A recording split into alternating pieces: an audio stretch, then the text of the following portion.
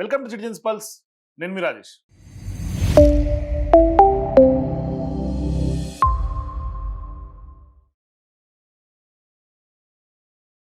ఇవాళ అసెంబ్లీ ఎన్నికల్లో BRS party B form మీద గెలిచి కేవలం కాంగ్రెస్ పార్టీలోకి వెళ్ళిన తర్వాత పెద్ద ఎత్తున ఇవాళ దుమారం చెలరేగుతోంది రాజకీయంగా. మరి స్పీకర్ నిజంగానే సుప్రీంకోర్టులో ఏం చెప్తుంది అనే ఉత్కంఠ అయితే కొనసాగుతుంది. మరి ఇటువంటి సందర్భాల్లో మరి సుప్రీంకోర్టు నిజంగానే స్పీకర్ని చివాట్లు పెట్టే అవకాశం ఉంటుందా?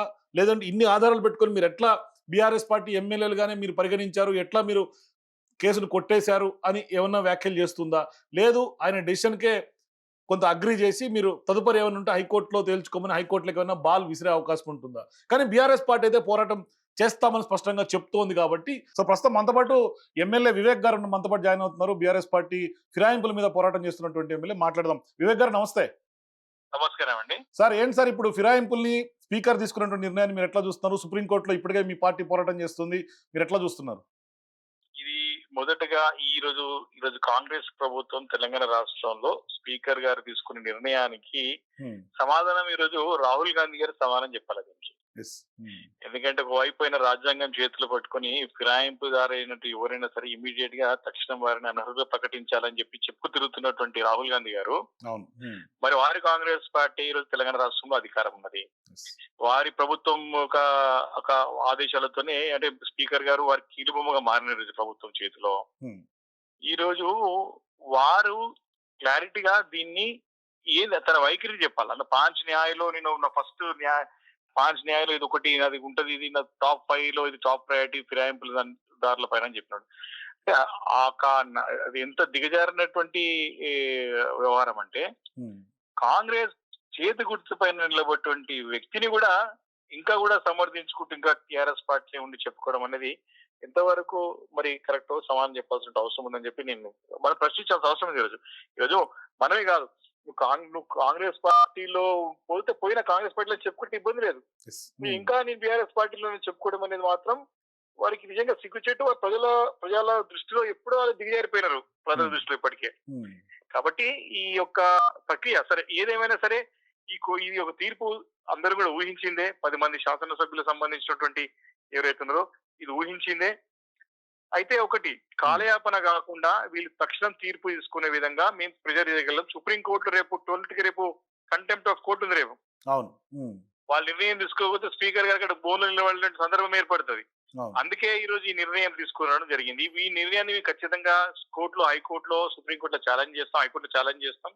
ఖచ్చితంగా ఇది నిలబడేది కాదు.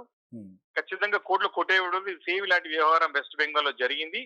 సేమ్ అదే ఇక్కడ ఖచ్చితంగా అవుతుంది. 10కి 10 మంది ఖచ్చితంగా అనర్హులుగా ప్రకటించబడతారు. సో ఇప్పుడు మళ్ళీ మీరు హైకోర్టు తలుపు తట్టే అవకాశం ఉంటుంది సుప్రీంకోర్టు తర్వాత? ఖచ్చితంగా హైకోర్టుకి వెళ్తాం. ఇప్పుడు మేము హైకోర్టు వెళ్ళగానే మాకు అనుకూలంగా తీర్పు వస్తుంది. మళ్ళీ వాళ్ళు సుప్రీంకోర్టు కూడా పోతారు, అక్కడ కూడా మాకు అనుకూలంగా వస్తుంది. కాబట్టి ఉన్న దారులను మూసుకుపోతాయి. కాబట్టి వ్యవధి 3 నెలలు 6 నెలలు పడుతుంది. కోర్టులు కూడా చాలా సీరియస్ ఉన్నాయి ఈ వ్యవహారంలో. 5 సంవత్సరాల వ్యవధి ఉన్నటువంటి ఈ యొక్క టర్మ్ ని మనం ఎందుకు ఈ కాలయాపన చేసుకుంటూ పోవాలి అని కోర్టుకు అభిప్రాయపడ్డది గతంలో కూడా. కాబట్టి ఇది ఖచ్చితంగా మాకు మొదటి విజయం ఏంటంటే మా బీఆర్ఎస్ పార్టీ న్యాయ పోరాటంలో విజయమే ఇది. ఈ రోజు ఏదో ఒక నిర్ణయం తీసుకోవడం, స్పీకర్ మీద ప్రెషర్ బిల్డప్ చేయడమే మీ విజయంగా పరిగణిస్తున్నారు. 100%. ఎందుకంటే రేపు 12కి రేపు ఉన్నది, 12కి రేపు డెడ్ లైన్ ఉన్నది. కాబట్టి ఈ రోజు తీర్పు తీసుకున్నామని it can be challenge in the court. కానీ మీరైతే చాలా కాన్ఫిడెన్స్ ఉన్నారు, అనర్హత వేటు పడుతుంది అనే కాన్ఫిడెన్స్ అయితే మీకు ఉంది ఖచ్చితంగా మీ పార్టీకి? లేదండి, న్యాయం రాజ్యాంగం రూల్ కదా, చట్టం కదా అది. ఇప్పుడు ప్రత్యక్షంగా వాళ్ళు నేను కండవలు వేసుకుని పోటీ చేసి వాళ్ళ కుటుంబ సభ్యులకి టికెట్ ఇప్పించుకొని బాహటంగా ప్రచారం చేసి నన్ను క్రియేట్ చేసిందంటే ప్రజలని తప్పుదో అంటే ఎన్ని రోజులు. అన్ని సందర్భాల్లో అందరినీ మోసం చేయలేమండి. అన్ని సందర్భాల్లో కొందరిని మోసం చేయొచ్చు, కొన్ని సందర్భాల్లో అందరినీ మోసం చేసుకోవచ్చు. కానీ అన్ని సందర్భాలు అందరినీ మోసం చేయలేం కదా. కానీ ఇక్కడ న్యాయ వ్యవస్థని మోసం చేసిందంత మాత్రాన ప్రజల్ని మోసం చేయగలరా సార్? అందుకే కదా ఇప్పుడు న్యాయ వ్యవస్థని మోసం చేయలేరు, ప్రజలు కూడా మోసం చేయలేరు. కాబట్టి ఖచ్చితంగా ప్రజాక్షేత్రంలో వాళ్ళు దోషులుగా నిలబడక తప్పదు. ముఖ్యంగా ముఖ్యమంత్రి రేవంత్ రెడ్డి గారు దోషులుగా నిలబడక తప్పదు. ఎందుకంటే ఆయన నమ్ముకొని పోయిన వీళ్ళందరూ కూడా కుక్కతో కొని పట్టుకొని గోదావరి అట్లా పరిస్థితి కానీ అదే ఇప్పటికే ముఖ్యమంత్రి గారు ఆల్రెడీ వాళ్ళకి హామీ ఇచ్చినట్టున్నారు మీ మీద వేటు పడదు, మీరు కలిసి పనిచేయండి మాతో పాటు అని చెప్పినట్టున్నారు గతంలో ఒకసారి. అంటే స్పీకర్ గారి వ్యవధిలో ఉన్నంత సేపు అది సాధ్యమండి. కోర్టులు మన దేశంలో ఇప్పటికీ న్యాయస్థానంగా గౌరవం ఉంది, అందరికి నమ్మకం ఉన్నది, ప్రజాస్వామ్యం పైన నమ్మకం ఉన్నది. నువ్వు గెలిచి ఆట పోతే పోనని చెప్పుకోగా నేను పోయి టీఆర్ఎస్ పార్టీలో ఉండడం కరెక్ట్ కాదు కదా, పద్ధతి కాదు కదా. Definitely wheel going to win in the courts. ఇది మొదటి విజయం అది. ఇంకా రాబోయే అన్ని కోర్టులో ఖచ్చితంగా విజయం సాధిస్తాం. థ్యాంక్ యూ వివేక్ గారు. సో ఇది కుత్బుల్లాపూర్ ఎమ్మెల్యేగా ఉన్నటువంటి బీఆర్ఎస్ పార్టీ ఎమ్మెల్యే వివేకానంద్ గారి యొక్క స్టేట్మెంట్. ఖచ్చితంగా ఇది బీఆర్ఎస్ పార్టీ విజయం అంటున్నారు ఆయన. చూద్దాం మరి కోర్టులో ఎటువంటి తీర్పులు ఇస్తాయి భవిష్యత్తులో కూడా చూద్దాం. For more videos please watch citizens pulse.